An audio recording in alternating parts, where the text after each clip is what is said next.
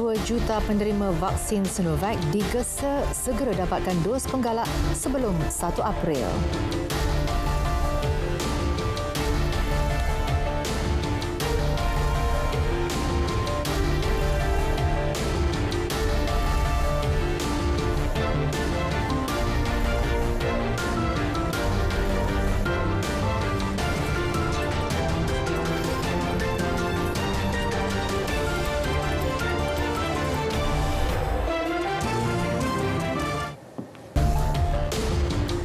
Assalamualaikum dan salam keluarga Malaysia. Anda bersama saya Nur Ali untuk berita tengah malam.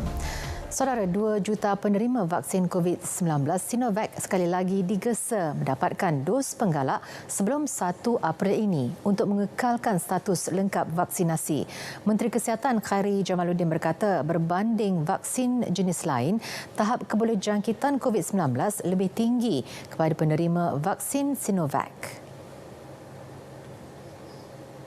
Dari segi risiko jangkitan, kita memang dah akui kemungkinan berlakunya jangkitan untuk mana-mana vaksin pun dengan Omicron lebih tinggi, lebih-lebih lagi Sinovac. Tetapi kita dapati bahawa tahap perlindungan, terutamanya kepada gejala yang paling buruk, kematian, kemasukan ke ICU dan sebagainya, masih lagi memuaskan. Cuma dia lagi tinggi sekiranya mendapat dos penggalak. Semua penerima vaksin primer Sinovac diberi tempoh hingga Khamis ini untuk mendapatkan dos penggalak. Arahan sama turut dikeluarkan kepada penerima berusia 60 dan ke atas bagi semua jenis vaksin lain. Gagal berbuat demikian, status lengkap vaksinasi di MySejahtera akan bertukar menjadi tidak lengkap vaksinasi mulai 1 April. Berkuat kuasa Jumaat ini, sempadan darat Malaysia-Singapura akan dibuka sepenuhnya. Serentak itu, semua kelas kenderaan pengangkutan awam rentas sempadan termasuk bas henti-henti, bas ekspres, bas pelancongan, bas pekerja dan teksi dibenarkan beroperasi. Kenyataan Menteri Pengangkutan Datuk Seri Dr. Wee Ka Siong memaklumkan semua operator perkhidmatan kenderaan pengangkutan awam diminta segera melaksana persiapan untuk kembali beroperasi, terutamanya memperbaharui permit atau lesen berkaitan, juga mematuhi SOP kesihatan yang ditetapkan, termasuk menyediakan kod QR MySejahtera dalam kenderaan bagi tujuan pengesanan kontak kes COVID-19. Penyediaan atau permulaan perkhidmatan sebenar bagaimanapun tertakluk kepada kesediaan operator terlibat. Orang ramai boleh mendapatkan maklumat lanjut daripada pihak operator mengenai status pengoperasian perkhidmatan rentas sempadan yang bakal disediakan. Malaysia, Indonesia dan Filipina sepakat menyegerakan penempatan pegawai perhubungan peronda maritim trilateral yang kekal di pusat pemerintahan maritim setiap negara. Ia bagi memastikan pertukaran maklumat serta aktiviti penguatkuasaan di kawasan maritim dan udara dilaksana dengan lebih berkesan. Perkara itu diputuskan Menteri Pertahanan ketiga-tiga negara dalam mesyuarat perjanjian kerjasama trilateral TCA yang berlangsung di Kuala Lumpur.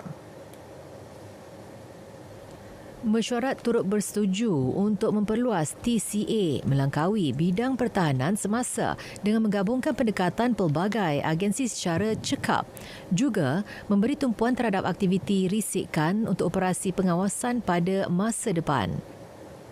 To ensure greater emphasis in intelligence for future surveillance operations, to increase productivity and accuracy in curtailing crime terror nexus activities in the region.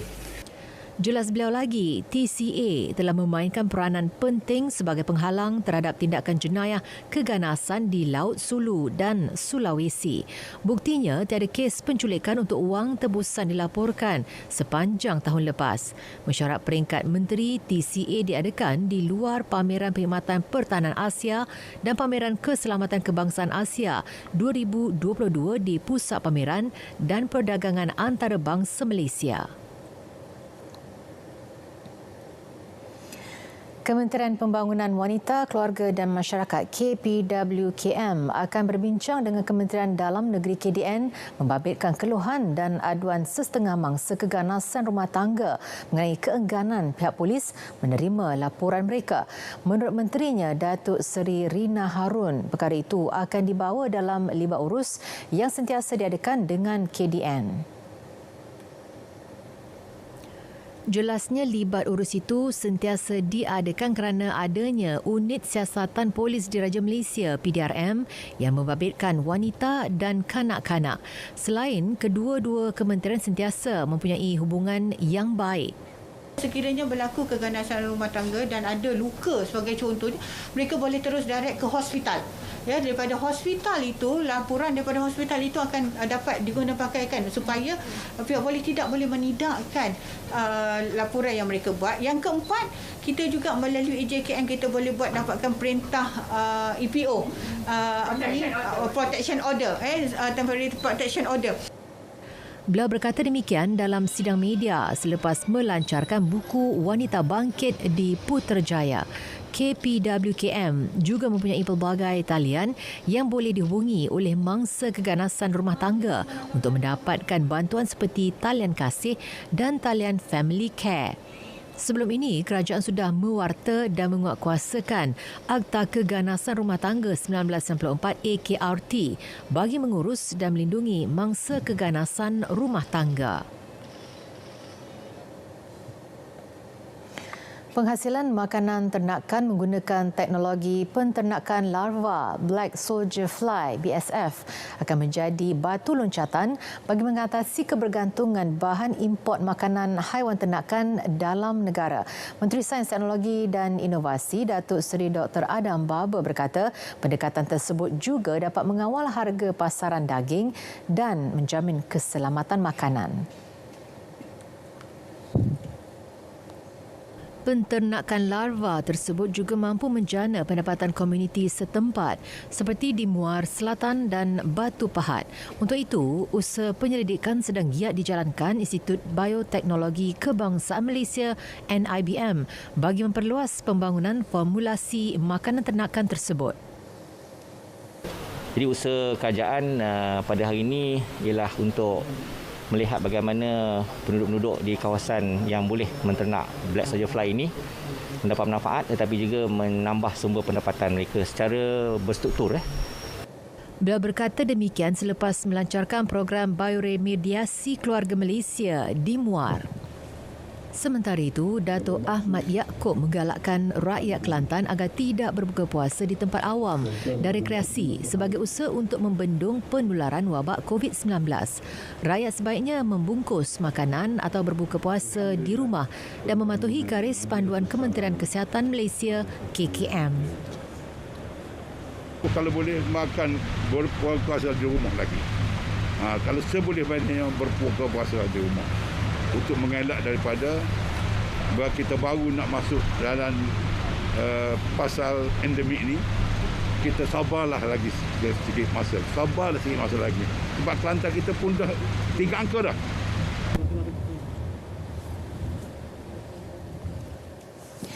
Susulan cuaca panas yang melanda ketika ini, Jabatan Bomba dan Penyelamat Malaysia JBPM Kelantan bersiap siaga dengan lebih 1,000 anggota bagi tujuan operasi di kawasan berisiko kebakaran. Pengarah JBPM Negeri Kelantan Penolong Pesuruhjaya Bomba PPJB Zainal Madasim berkata, Bacok dan Tok Bali, Pasir Putih antara kawasan panas yang dikenal pasti berisiko berlaku kebakaran. Kawasan yang berisiko tersebut kebanyakannya membabitkan belukar, lalang dan hutan tanah gambut.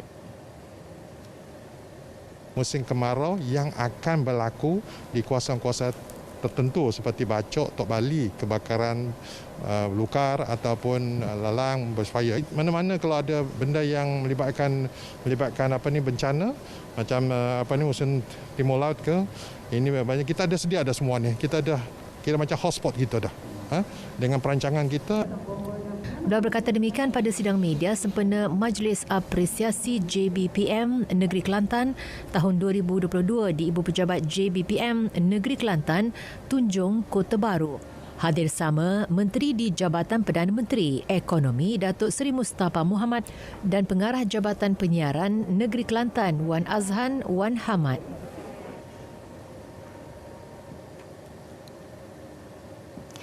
Majlis Agama Islam dan Adat Istiadat Melayu Kelantan MAIK menetapkan harga zakat fitrah untuk negeri itu kekal RM7 tahun ini. Yang di-Pertua MAIK Tengku Tan Sri Muhammad Rizam Tengku Abdul Aziz berkata, bagaimanapun mana-mana individu yang ingin membuat bayaran RM14 atau RM21 berdasarkan keselesaan mengikut harga beras yang dimakan adalah digalakkan. Kadar nisab zakat harta bagi Kelantan ialah RM20,366 untuk haul antara Ramadan tahun 1443 Hijrah hingga Ramadan tahun 1444 Hijrah. Pembayaran zakat boleh dilaksanakan melalui perkhidmatan kaunter Baitul Mal di masjid-masjid bandar dan jajahan atau menerusi MAIK e-Zakat Payment di zakat.emaik.my dan juga melalui institusi perbankan yang dilantik. Di Melaka pula, kerajaan negeri mengumumkan kadar zakat fitrah bagi umat Islam di negeri itu adalah 3 kadar iaitu sebanyak RM7, RM14 dan RM21 seorang bagi tahun 2022. Ketua Menteri Datuk Seri Sulaiman Mat Ali berkata menerusi penetapan itu, kerajaan negeri menjangkakan peningkatan 2.07% atau RM5.15 juta bagi kutipan zakat fitrah tahun ini berbanding RM5.45 juta pada 2021. Ini penetapan kadar zakat fitrah di negeri Melaka bagi tahun 1443 Hijriah bersama dengan 2022 Masihi dengan 3 kadar yang ditetapkan iaitu RM7, RM14 dan RM21. Ini adalah kadar bagi zakat fitrah di negeri Melaka. Ya. Pada 2021, Kerajaan Negeri Melaka menetapkan 2 kadar bayaran zakat sahaja iaitu RM7 dan RM14 seorang. Untuk itu, beliau turut menjangkakan pembayaran zakat akan turut meningkat sebanyak 0.07% atau 662,144 pembayar di seluruh Melaka. Mangga harum manis perlu dipromosikan sebagai hadiah korporat atau cenderahati eksklusif. Ia juga boleh dijadikan sebagai juadah istimewa untuk berbuka puasa. Raja Muda Perlis, Tuanku Syed Faizuddin Putra Jamalul Lail turut mengucapkan penghargaan kepada Maybank yang membantu pasaran secara dalam talian serta Air Asia yang mengembangkan pasaran ke Sabah dan Sarawak. Tuanku Syed Faizuddin turut mengingatkan pengusaha harum manis agar menguruskan tanaman berdasarkan amalan pertanian baik serta memohon persijilan MyGap di mana ianya akan meningkatkan lagi kualiti hasil. Baginda bertitah pada majlis pelancaran Festival Mangga Harum Manis Perlis tahun 2022 di Sungai Batu Pahat, Perlis. Hadir sama Raja Puan Muda Perlis, Tuanku Hajah Lailatul Syahrin Akasha Khalil.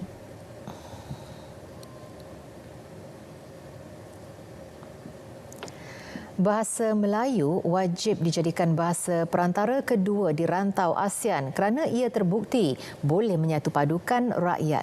Malah cadangan tersebut terus mendapat reaksi positif masyarakat.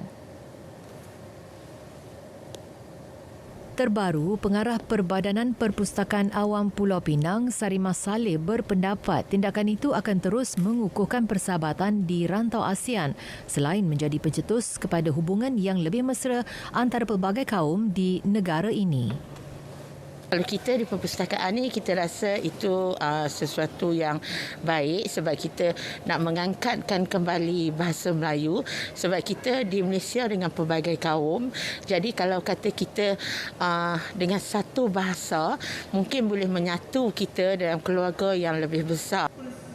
Baru-baru ini, Perdana Menteri Datuk Seri Ismail Sabri Yaakob berkata beliau akan mengadakan perbincangan dengan pemimpin ASEAN untuk mencadangkan penggunaan bahasa Melayu sebagai bahasa kedua ASEAN. Ia antara usaha untuk memertabatkan bahasa ibunda itu di peringkat antarabangsa. Selain Malaysia, beberapa negara jiran seperti Indonesia, Brunei, Singapura, Selatan Thailand, Selatan Filipina serta di sebahagian Kemboja turut menggunakan bahasa Melayu sebagai bahasa pengantar. Seminar kearifan tempatan maritim di Muzium Negeri Terengganu diadakan bertujuan merungkai dan memperkasa warisan jati diri bangsa, khususnya dalam ketinggian ilmu pengetahuan maritim masyarakat Melayu zaman dahulu, khususnya di Terengganu. Lebih 100 peserta terdiri kaki tangan dan pegawai dari pelbagai jabatan serta agensi di bawah Kementerian Pelancongan dan Kebudayaan dari seluruh negara menghadiri seminar anjuran Lembaga Muzium Negeri Terengganu. Jelas Ketua Pengarah Jabatan Muzium Malaysia, Datuk Kamarul Baharin A. Kasim, seminar melibatkan 12 ahli panel. Sebagai pembentang kertas kerja ini akan mengetengahkan dunia maritim Melayu khasnya dan Asia Tenggara.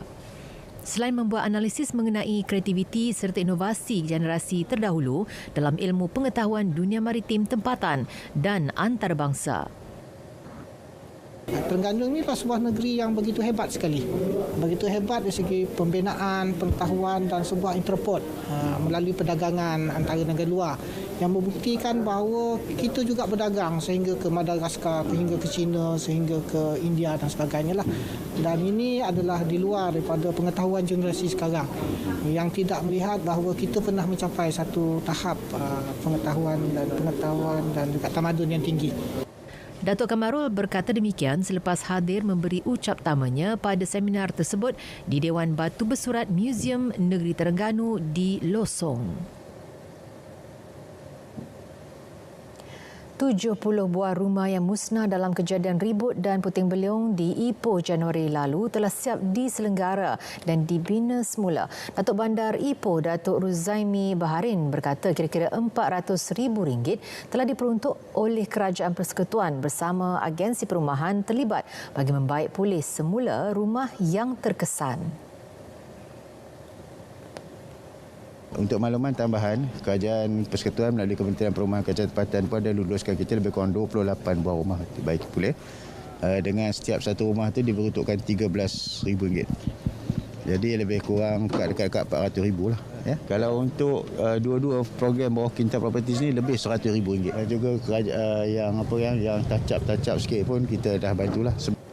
Beliau berkata demikian selepas meninjau kawasan pembinaan semula beberapa buah rumah yang terkesan di Kampung Tawas, Ipoh, Perak. Pada Januari lalu, kira-kira 200 buah rumah antaranya di Taman Desa Seri Cepor, Taman Tasik Damai dan Kampung Seri Kelebang Tambahan Jaya di Ipoh musnah dan rosak susulan akibat bencana berkenaan. Kekurangan fasiliti untuk melakukan aktiviti riadah tidak menghalang penduduk di kawasan Johor untuk kekal cergas dan sihat. Adun Johor Saiful Yazan Sulaiman berkata pihaknya berperanan untuk menganjurkan program FIT di Johor sebagai antara cara untuk mengisi masa masyarakat di kawasan itu, khususnya anak muda dengan aktiviti yang berfaedah dan sihat. Program FIT di Johor juga berperanan sebagai pusat sehenti vaksinasi bagi mendapatkan suntikan dos penggalak atau vaksin bagi kanak-kanak. Memang tak dinafikan di Johor ni kawasan riadahnya agak kurang, tetapi dengan adanya aktiviti-aktiviti yang kita rancang seperti hari ini dengan pelbagai aktiviti dan juga acara yang kita adakan, ini akan orang kata tu dapat menarik mereka keluar dan juga berkumpul. Beliau berkata demikian ketika ditemui pada program FIT di Johor.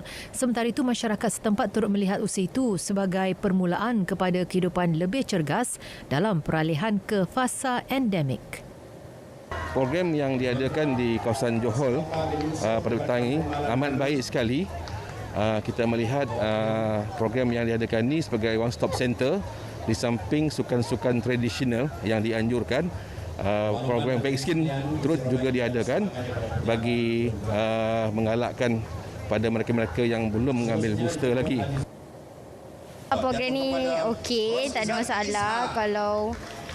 Kalau orang tak ambil vaksin pun dah disediakan boleh ambil vaksin sekali, dan ni baru permulaan untuk aktif sukan-sukan macam dulu kan PKP. So hari ni baru mula untuk aktif sukan ke, program untuk bergotong royong ke, untuk beriadah.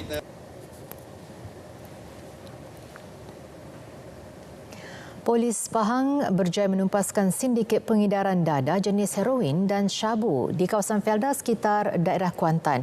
4 lelaki berusia antara 32 hingga 42 tahun ditahan Jabatan Siasatan Jenayah Narkotik Pahang dalam 4 serbuan berasingan. Ketua Polis Pahang, Datuk Ramli Muhammad Yusof berkata kesemua mereka kini ditahan reman 7 hari. Kes disiasat di bawah Seksyen 39B Akta Dadah Berbahaya 1952 dengan nilai rampasan keseluruhan RM636,092. Membawa hukuman gantung sampai mati jika disabitkan kesalahan.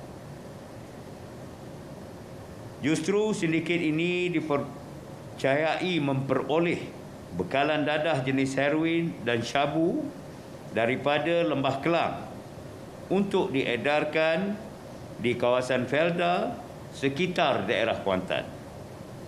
Dengan tangkapan ini, Polis Pahang telah berjaya menumpaskan kegiatan pengedaran dadah di kawasan Felda sekitar Kuantan yang didalangi oleh warga tempatan.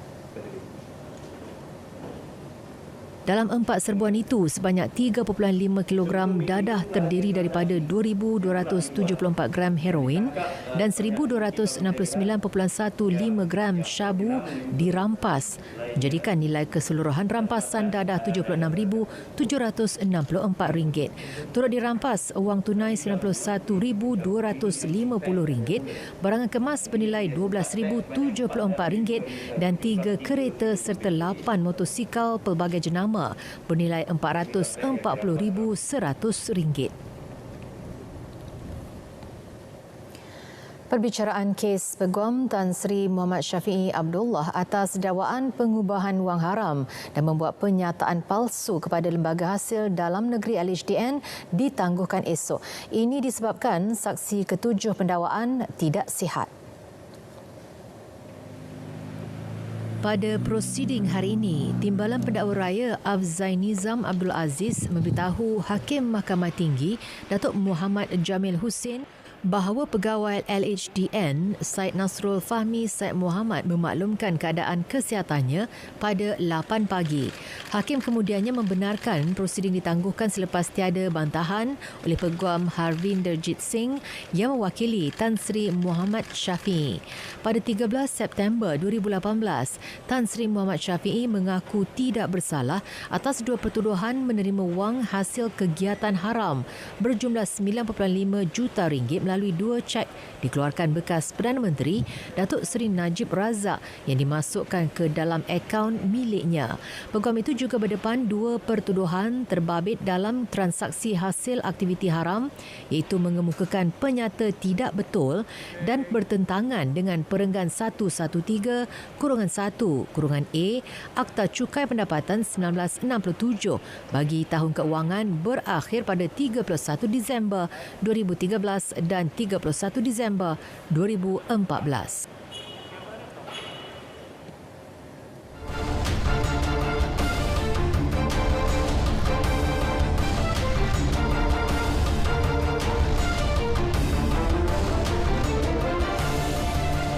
Segmen sukan, jurulatih beregu lelaki negara Flandy Limpele memutuskan untuk tidak menyambung kontrak bersama Persatuan Badminton Malaysia BAM. Jurulatih kelahiran Indonesia itu menyatakan keputusan tersebut sudah dibuat sejak awal Disember lalu. Dalam satu kenyataan yang dikeluarkan hari ini, BAM menyatakan walaupun badan induk berkenaan sudah menawarkan lanjutan kontrak baru, Jurulatih berusia 48 tahun itu tetap menolak tawaran dan ia berkuat kuasa 1 April ini. Keputusan muktaman itu dibuat Flandie selepas mengadakan perbincangan bersama pengarah kejurulatihan bergu Rexy Mainaki dan baginya ini adalah waktu tepat untuk mengundurkan diri. Ini dengan Tan Sri kan buat Olimpik kan sudah selesai Olimpik dengan memajukan performance double lah kan sudah. Saya pikir sudahlah. Saya pun sudah cakap dengan Chun Han waktu Desember. Terus cakap dengan dia. Januari pun saya sudah cakap dengan Datuk Kenny. Cuman mereka ininya ya baru sekarang kan mereka announce. Ya sebenarnya sudah lama lah sudah cakap dengan mereka. Tapi saya pun meninggalkan mereka, mau tinggalkan mereka pun sangat berat lah. Ya karena sudah bikin mereka bagus. Tapi semua itu kan ya sudah ya keputusan saya lah. Mengulas lanjut mengenai destinasi seterusnya, ini jawapan beliau. Over ada, cuman kan tetap hati saya mau kemana kan dari hati saya lah. Pemenang pingat Gangsa Sukan Olimpik Athens 2004 itu juga tidak menafikan menerima tawaran dari Indonesia.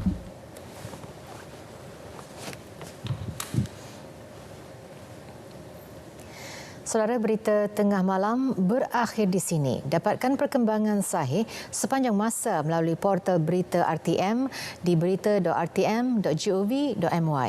Saya Nurul Alis mengucapkan Assalamualaikum dan selamat malam keluarga Malaysia.